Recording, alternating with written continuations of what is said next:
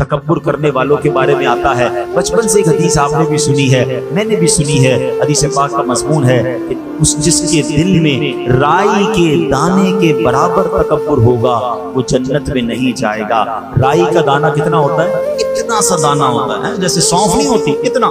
مجھے بتاؤ اتنے دانے کے مطابق تکبر ہوگا وہ جنت میں نہیں جائے گا. جس کا پورا دل ہی تکبر سے بھرا ہوگا اس کا کیا حال ہوگا؟ شیطان نے ایک ہی بار تکبر کیا نا, کہا میں اس سے بہتر ہوں, انا خیر من.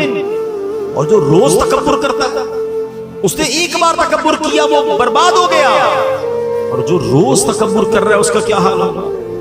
پلیز اپنے آپ کو اس سے دور رکھیے. تکبر کیا ہے؟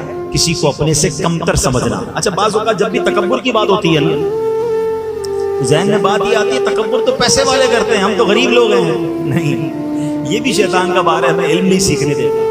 تکبر یقیناً مالدار لوگ بھی کرتے ہیں, مگر علماء نے تکبر کے 8 اسباب لکھے ہیں. ہاں, اس میں سب سے پہلا سبب پتہ کیا ہے؟ وہ ہے علم. ہاں, علم بھی تکبر لاتا ہے. کیوں؟ جب بندہ عالم بن جائے یا بہت ساری نالج آ جائے وہ دوسروں کو حقیر سمجھنے لگتا ہے. میرے پاس تو اتنا کچھ ہے, اس کو تو آتا ہی کچھ نہیں ہے. تو یہی تو تکبر ہے نا کہ اس کو کچھ نہیں آتا, مجھے سب آتا ہے.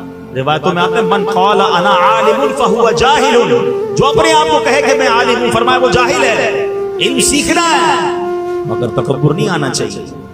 دوسرا ریزن علماء نے لکھا عبادت.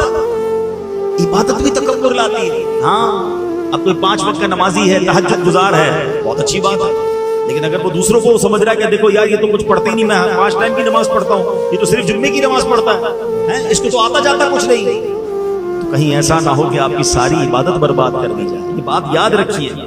وہ ایک واقعہ ہے نا, ایک بزرگ اپنے بیٹے کے ساتھ کہیں سفر پر جا رہے تھے. رات ہوئی, تہجد کا وقت ہوا, باپ بیٹے نے اٹھ کر تہجد پڑھی. سارے قافلے والے سو رہے تھے, صرف باپ بیٹے اٹھے تہجد پڑھنے کے لیے. تو بیٹا والد صاحب سے کہتا ہے ابا جان یہ کیسے لوگ ہیں, سارے سو رہے ہیں, کوئی نہیں اٹھا تہجد پڑھنے کے لیے. تو بیٹا والد صاحب کہتے ہیں بیٹا تو بھی سویا رہتا تو ہی ٹھیک تھا. بات بڑی پتے کی ہے. تہجد پڑھ کر اگر دوسروں کو حقیر جاننا ہے تو بہتر تھا تو بھی نہ پڑھتا تہجد. عبادت ضرور کرنی ہے مگر کسی کو حقیر نہیں جاننا. پھر مالدار, پیسے ہوتے تو غریب سے تکبر کر رہے ہوتے ہیں. خوبصورتی بھی تکبر لاتی ہے. بندہ کہتا ہے میں خوبصورت, اس کا رنگ سانولا. طاقت تکبر لاتی ہے, میری باڈی اتنی مضبوط, میری اتنی طاقت, یہ بیچارہ کمزور, یہ میرے سامنے کیا کرے گا. اقتدار تکبر لاتا ہے. کسی کو سیٹ مل جائے وہ سمجھتا ہے باقی کی حیثیت ہی کوئی نہیں, مسل کے رکھ دوں گا.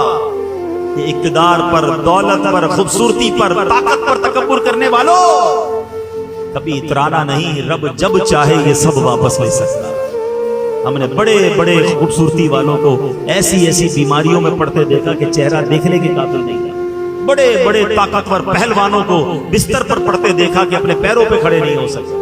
بڑے بڑے مالداروں کو راتوں رات کنگال ہوتے دیکھا ہے. بزرگوں سے پوچھو یہ جن کی زندگی گزری انہوں نے دیکھے ہوں گے ایسے کہ زکات دینے والا دنوں کے اندر زکات لینے والا بن جاتا.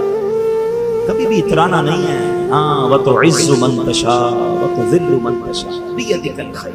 جب بھی اللہ نے کوئی نعمت دینا اللہ سر جھکا رہے, عاجزی, اللہ تیری مہربانی, مجھ جیسے گناہگار کو تو نے مال دے دیا, مجھ جیسے خطاکار کو اتنی اچھی شکل دی, مجھ جیسے خطاکار کو اتنا بڑا نام شہرت دے دی. تکبر نہیں کہ دانا خاک میں مل کر گلے گلزار ہوتا. اترانے والا, گھمنڈ کرنے والا برباد ہی ہوتا.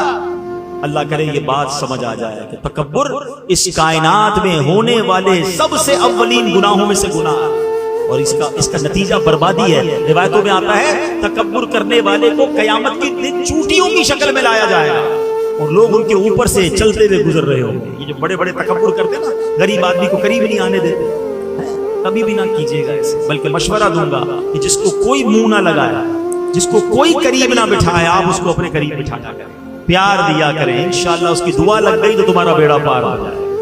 ہاں, اب بعض اوقات مسجد کے خادم سے کوئی ہاتھ نہیں ملاتا. ہمارے دفتر میں کوئی چوکیدار ہو جو بیچارہ سب کا دروازہ کھول رہا ہے, اس کو سلام ہی نہیں کرتا. رک جائیں, پہلے اس کو سلام کریں. مسجد کے خادم کو کبھی سینے لگا لیں. سچی بتاؤں کبھی کبھی تو ایسے لوگ رو پڑتے ہیں کیونکہ ان کو کتنا عرصہ ہوا کسی نے طبیعت بھی نہیں پوچھی ہوتی ہے, سینے بھی کوئی نہیں لگاتا ہے انہیں. کبھی کبھی آپ نے دیکھا ہوگا نمازیوں میں کوئی ایسا بندہ ہوتا ہے جس کے بیچارے کے ہاتھ پیر ٹھیک نہیں ہوتے, معذور نہیں ہوتے, جس طرح کبھی کبھی رال بھی ٹپک رہی ہوتی ہے، ہاتھ پیر بھی ٹیڑھے ہوتے ہیں، وہ چل بھی صحیح نہیں پا رہے ہوتے، مسجد میں ہاتھ بھی کوئی نہیں ملاتا، اگر اس سے ہاتھ ملاؤں گا تو میرا ہاتھ گندا ہو جائے گا۔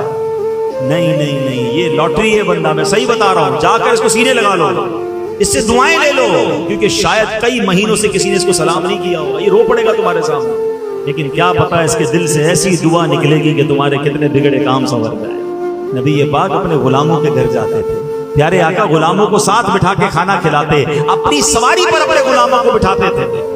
ہم کہتے ہیں میرا ملازم میرے ساتھ بیٹھ کر کھانا کھائے گا، میری آپ کی اوقات کیا ہے؟ اگر آج جو دیا ہے وہ رب نے دیا ہے، کبھی اترانا نہیں۔ انشاءاللہ آپ آج سی کر کے دیکھیں، اللہ آپ کی عزتوں میں اور اضافہ فرمائے۔